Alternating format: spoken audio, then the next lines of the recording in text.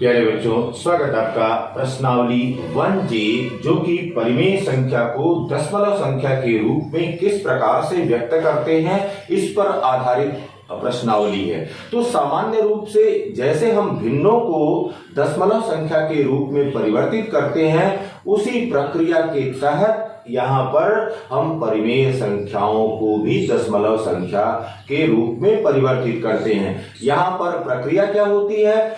अंशों में हरों से भाग देने की प्रक्रिया होती है और वह प्रक्रिया जब की जाती है तो परिमेय संख्याएं हमको दो प्रकार की मिलती हैं। एक को हम कहते हैं शांत दशमलव संख्या और दूसरे को अशांत आवर्ती दशमलव। मीन्स यह अशांत भी होगी, नॉन टर्मिनेटिंग भी होगी और रिपीटिंग भी होगी।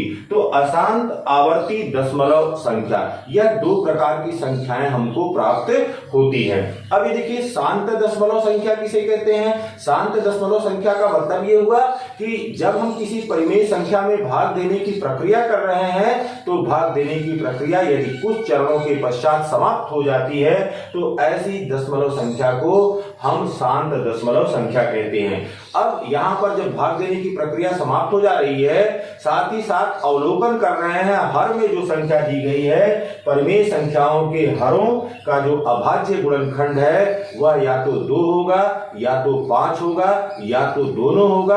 अगर इसके अलावा और संख्या आती है तो वह फिर शांत दशमलव संख्या नहीं रह जाती है। जैसे देखिए, अगर हम ले फॉर एग्जाम्पल शांत दशमलव के लिए, शांत दशमलव के संदर्भ में अगर मान लीजिए हमने 3/20 एक परिमेय संख्या है। अब यहां पर 3 में 20 से भाग देने की प्रक्रिया किया जाए। यहां पर देखिए बेटा, अब 20 अधिक है, 3 कम है, तो यहां पर डेसिमल लगा, यह 0 बढ़ गया। अब देखिए, यह हो गया 20 एक कम 20 और यहां पर हो गया 0 और ये हो गया 1।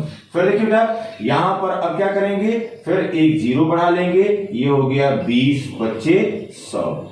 अब यह शेषफल 0 हो गया।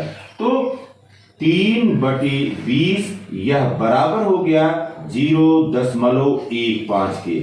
यहां पर भाग देने की प्रक्रिया 2 चरण के पश्चात समाप्त हो गई। इसी प्रकार देखिए, यदि हम दूसरी संख्या यहां पर लें 7/5, तो 7/5 अब देखिए, यहां पर 7 में 5 से भाग देने की प्रक्रिया करें। अब देखिए, यहां पर 7 अधिक है, 5 कम है, तो यह भाग जाएगा, यह 5 एक कम 5, यहां पर हो गया 2। अब यहां पर शेषफल 2 मिल गया हमको जो कि 5 से कम है, तो यहां पर डेसिमल लगा और यह 0 हो गया और यह बराबर हो गया 5 चौक 20। यहां पर अब शेषफल क्या हो गया? शेषफल हमको 0 मिल गया। इसलिए 7/5 बराबर कितना मिल गया? 1.4 के बराबर हो गया। तो यहां पर भी आप देख रहे हैं कि भाग देने की प्रक्रिया कुछ चरणों के पश्चात समाप्त हो जा रही है। अब इसी संख्या को देखिए, हमने कहा कि यहां पर अगर कोई परिमेय संख्या इस प्रकार की दी गई है और वह शांत प्रकार की दशमलव संख्या है, तो हर में जो संख्या दी गई होगी उसका अभाज्य गुणनखंड या तो 2 होगा या तो 5 होगा या तो दोनों होंगे। तो अब इसको लिख सकते हैं 3 और 20 को लिख सकते हैं 4x5 और यह बराबर हो गया 3/2x2। फिर 4 का हमने गुणनखंड कर दिया, 2x2x5। अब इसके हर में 2 व 5 हैं, अतः यह शांत दशमलव संख्या है।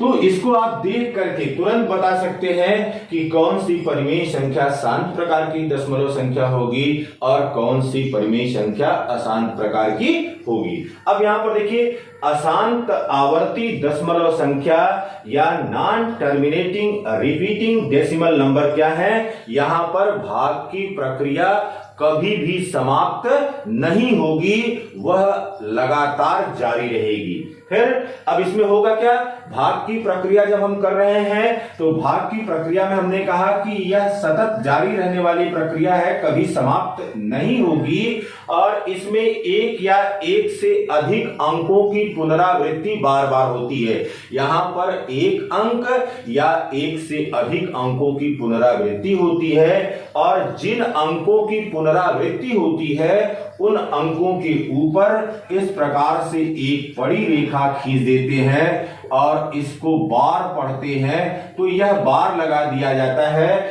जो प्रदर्शित करता है कि अंकों की, इन्हीं अंकों की पुनरावृत्ति हो रही है।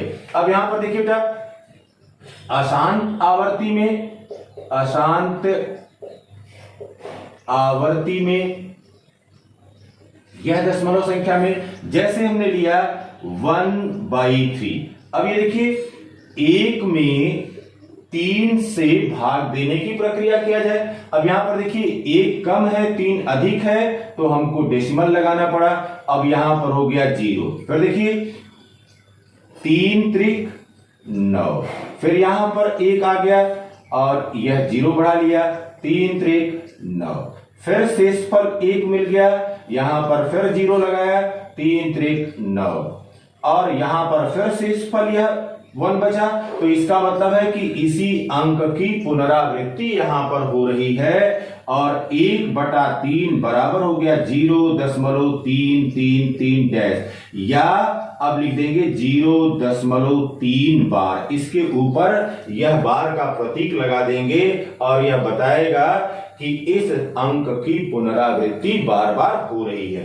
तो जब अशांत आवर्ती की बात करते हैं, देखिए तो अशांत आवर्ती में यहां पर 2 तरह की संख्याएं हैं। एक को कहते हैं शुद्ध अशांत आवर्ती, शुद्ध अशांत आवर्ती, और दूसरे को कहते हैं अशुद्ध अशांत आवर्ती। अब यहां पर देखिए बेटा, शुद्ध अशांत आवर्ती का मतलब क्या हुआ?